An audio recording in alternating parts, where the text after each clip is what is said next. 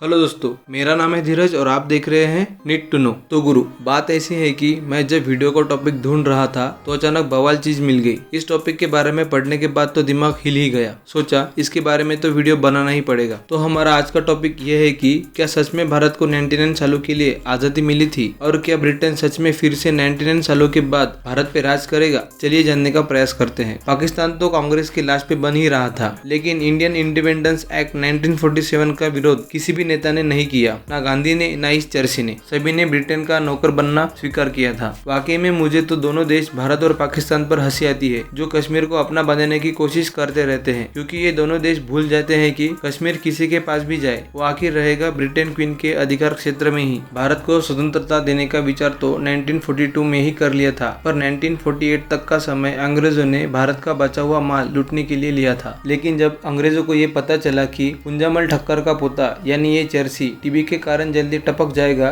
तो ब्रिटिश सरकार ने बंटवारे की पूरी प्रक्रिया महज 40 दिनों में पूरी कर दी थी और नेहरू वो पहले नेता बने जो वोटिंग में विभाजन के पक्ष में खड़े थे। दुख की बात यह है कि विभाजन का प्रस्ताव पारित हो गया था। उस समय के सभी नेता वकील ही थे, पर फिर भी इन नेताओं को समझ में नहीं आया कि ये आजादी काल्पनिक है, संपूर्ण स्वतंत्र नहीं। ये ओनली ट्रांसफर ऑफ पावर है, यानी सत्ता अंग्रेजों के पास ही रहेगी और उनकी देखरेख में बस ये चरित्र से गिरे कुछ लोग सरकार चलाएंगे। इस सत्ता हस्तांतरण का साक्षी बना ट्रांसफर ऑफ पावर एग्रीमेंट। मजे की बात यह है कि इस एग्रीमेंट को सार्वजनिक होने से बचाने के लिए नियम एग्रीमेंट के साथ ही लागू कर दिए गए थे। नियम के तहत अगले 50 साल इस एग्रीमेंट को लोगों के सामने नहीं लाया जाएगा। इसका मतलब ये था कि एग्रीमेंट 1997 को सार्वजनिक हो जाता, पर हमारे तब के प्रधानमंत्री ने यह एग्रीमेंट सार्वजनिक ना हो इसके लिए नियम में बदलाव किए और ये एग्रीमेंट 2019 को सबके सामने आया। अंग्रेजों ने ऐसा ही एग्रीमेंट 54 देशों से किया था, जिसमें New Zealand, Australia, Canada, south Africa जैसे देश शामिल थे। सीधे भाषा में बोले तो हम अभी भी ब्रिटेन के नागरिक हैं। उदाहरण के तौर पर हमारे सभी राजनीतिक नेता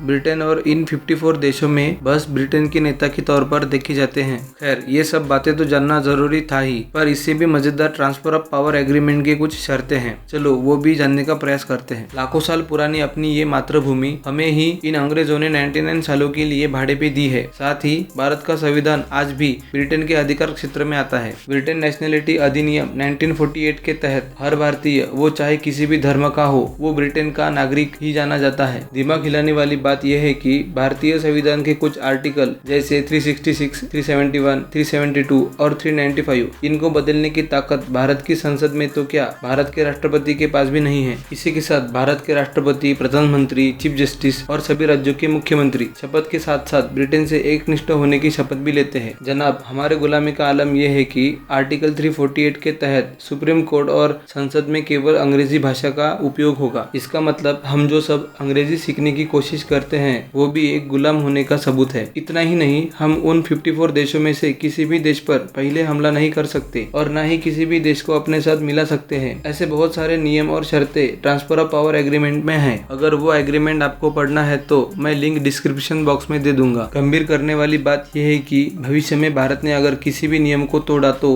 भारत का संविधान तत्काल प्रभाव से हट जाएगा, स्वतंत्रता छीन ली जाएगी। भारत में 1935 का गवर्नमेंट एक्ट ऑफ इंडिया लागू हो जाएगा। इसी के तहत पूर्ण रूप से ब्रिटिश राज शुरू हो जाएगा। ये बातें सुन के आप सब लोग डरे ही होंगे, पर डरने का ना है। हमारे चच्चा विधायक नहीं प्रधानमंत्री है, ऐसा कुछ होने नहीं देंगे। खैर, ये तो हुई मजाक की बात, पर आज की स्थिति में ऐसा कोई माइकालाल नहीं जो भारत पे राज कर सके, क्योंकि जब ये एग्रीमेंट बना था तो ब्रिटेन विश्व का सबसे ताकतवर देश था और भारत कमजोर देशों में शुमार था। पर आज की स्थिति कुछ अलग है। आज भारत टॉप 5 ताकतवर देशों में गिना जाता है। भारत की इकोनॉमी कई गुना मजबूत है और भारत की बढ़ती ताकत का लोहा पूरा विश्व मानता है। उदाहरण के तौर पर आप यूक्रेन रशिया वॉर देख सकते हैं। पूरे पश्चिम देश भारत पर दबाव बना रहे थे कि भारत यूक्रेन का साथ दे, पर भारत ने पुष्पा भाई के अंदाज में सबको बता दिया था कि भारत साला झुकेगा नहीं। और हाल ही में हुए यूएस इंडिया 2+2 मीटिंग में अपने विदेश मंत्री जयशंकर जी ने यूएस में खड़े होकर कहा था कि हमें यूएस के ह्यूमन राइट्स की भी चिंता है। आज तक यूएस में जाके यूएस को ऐसा कोई कह नहीं पाया था। ये भी भारत पावरफुल होने का सबूत है। इसका मतलब ब्रिटेन चाहकर भी कभी भी भारत पे फिर से राज नहीं कर सकता। पर हाँ, ये सच है कि ट्रांसफर ऑफ पावर एग्रीमेंट के तहत भारत को 99 सालों के लिए आजादी मिली थी, पर आज ये एग्रीमेंट कोई मायने नहीं रखता, तो डरने की कोई बात ही नहीं है। और हमने भारत का बंटवारा क्यों हुआ था इस बारे में भी एक वीडियो बनाया है, आप वो जरूर देखें। तो दोस्तों, ये वीडियो हम यही खत्म करते हैं। ऐसे ही इन्फॉर्मेटिव वीडियो देखने के लिए आप हमारे चैनल को सब्सक्राइब करें, वीडियो को लाइक करें, शेयर करें। मिलते हैं नेक्स्ट वीडियो में, तब तक के लिए थैंक यू। जय हिंद।